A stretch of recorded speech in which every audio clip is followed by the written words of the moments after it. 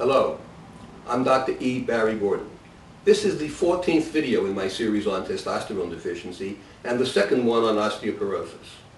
As a suggestion, it might be a good idea for most of you to have a second look at the first video on osteoporosis before watching this one.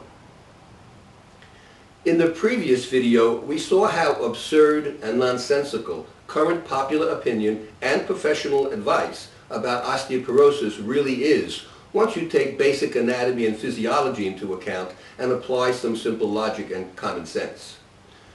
Testosterone loss beginning between the ages of 25 and 35 is probably the only cause of osteoporosis, but if not, it's certainly the most important by far. Other than basic anatomy and physiology and common sense, is there any other evidence that testosterone loss is the cause of osteoporosis? We could consider comparing hormones. As I mentioned in an earlier video, almost every effect of testosterone on the human body is the exact opposite of cortisone. And cortisone, in high doses, very actively promotes severe osteoporosis. From that alone, it would be a logical assumption that testosterone should help osteoporosis. Can we evaluate the effect of testosterone on bones by comparing two groups of people who naturally have vastly different amounts of testosterone? Yes, we can. Men and women.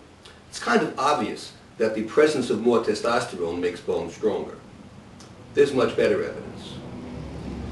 Very few men develop significant osteoporosis at the age that women do. They have much more testosterone in them at almost any given age. They often develop osteoporosis, however, when they're very old and have lost almost all their testosterone. Here's a key question. Are there any men who have serious problems with osteoporosis at a younger age? Yes, there are. Men who have been severely depleted of testosterone as part of their treatment for prostate cancer. Osteoporosis is a well-recognized complication of this treatment. Think about this. There's no controversy. The loss of testosterone in these men, down to levels seen in women, is well documented to cause osteoporosis. And still, bones in women who are healthy aside from their hormone deficiency are left to rot. Other than my descriptions at the beginning of the previous video, what are the consequences of osteoporosis? There are 1.5 million osteoporosis-related fractures every year. This includes 700,000 vertebral fractures and 300,000 hip fractures. Those numbers are going to climb rapidly as the population ages. 20% of women, 1 in 5, suffering a hip fracture dies within a year. Another 25% who were previously independent will require a nursing home for at least 1 year. The National Institute of Health says that 1/4 of the men and 1/2 the women over 50 will eventually break a bone because of osteoporosis. The National Osteoporosis Foundation estimates the cost of osteoporosis-related fractures to be $14 to $19 billion a year. A year's worth of replacement for testosterone for a woman would cost about $28. When it comes to treatment, sadly, not one of the websites I visited ever uses the word testosterone. They all start treatment discussion by recommending an increased intake of calcium. Worthless. Having said that, I'm more in favor of women taking calcium and vitamin D than most doctors. As a matter of fact, I insist on it. When a woman's testosterone replacement starts to work and their osteoblasts begin laying down protein strands for new bone honeycomb, they need plenty of calcium to cement it up. Recent years have seen several new drugs come on the market to treat osteoporosis.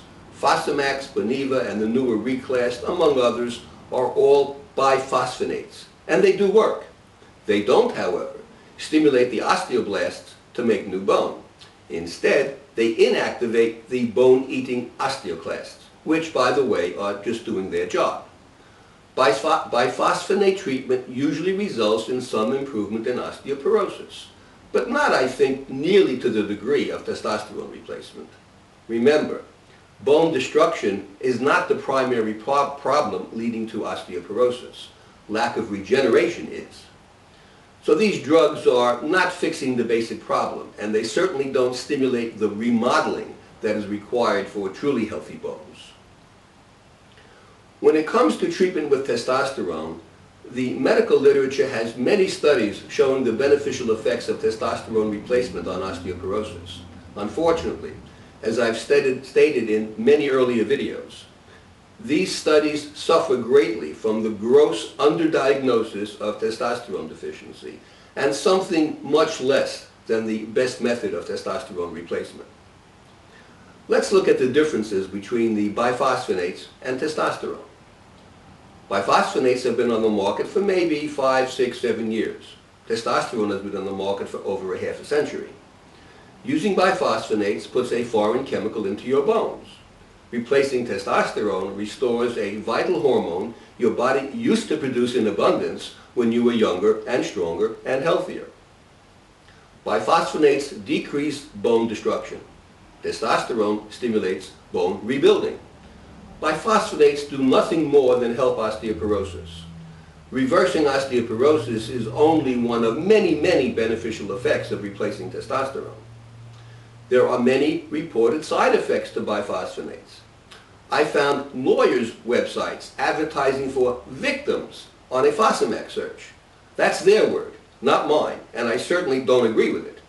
But there's no credible significant side effects to testosterone replacement.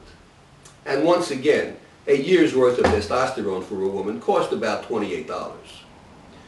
This painful, deforming, debilitating, and often fatal disease of osteoporosis can be prevented or reversed by simply providing the body with what it so desperately wants and needs: testosterone, the hormone that made bones grow and become strong in the first place. Learn more about testosterone deficiency by going to my website, www.thehiddendisease.com. Abstracts of over 70 medical studies are posted there, as well as all previously released videos in this series. My next 2 videos will take up a subject almost as vital and common to men as osteoporosis is to women: prostate cancer.